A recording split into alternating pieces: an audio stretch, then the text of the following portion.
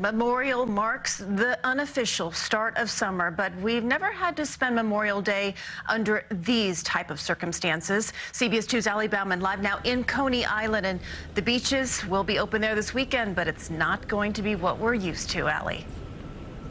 That's right, Christine. You'll be able to walk on the boardwalk, on the beaches, and even wade in the water this weekend. But no swimming and social distancing is still important. And if the city keeps moving in the direction it's going, the mayor is optimistic we may be able to enter phase 1 of reopening by next month. You got to get some fresh air. You can't be cooped up in the house. Scott Kravitsky is certainly not the only New Yorker antsy for fresh air. The Coney Island beaches and boardwalk will be open to the public this weekend, along with Rockaway beaches. The Parks Department will patrol the sand, and since lifeguards will not be on duty, people will not be allowed in the water past their ankles.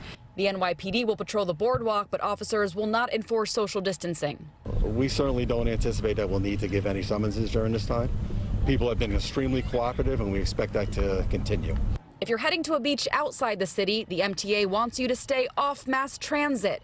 To prevent overcrowding this holiday weekend on subways, buses, and the LIRR, transit officials will limit the number of passengers on trains, and if there are still too many travelers, the MTA may add extra service. The MTA is still running its essential service plan to serve the heroic first responders and other essential workers who need to get to their critical jobs.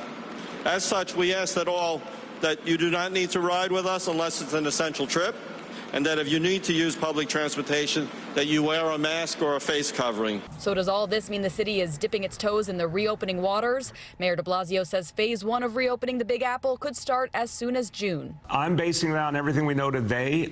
Today I will put an asterisk that you won't be surprised on, saying, you know, this disease has thrown us a lot of curveballs, so we're not going to rest on laurels or assume we have a crystal ball here.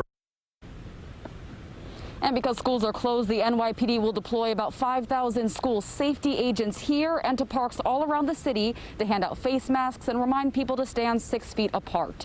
We're live from the Coney Island Boardwalk tonight. Bauman, CBS 2 News.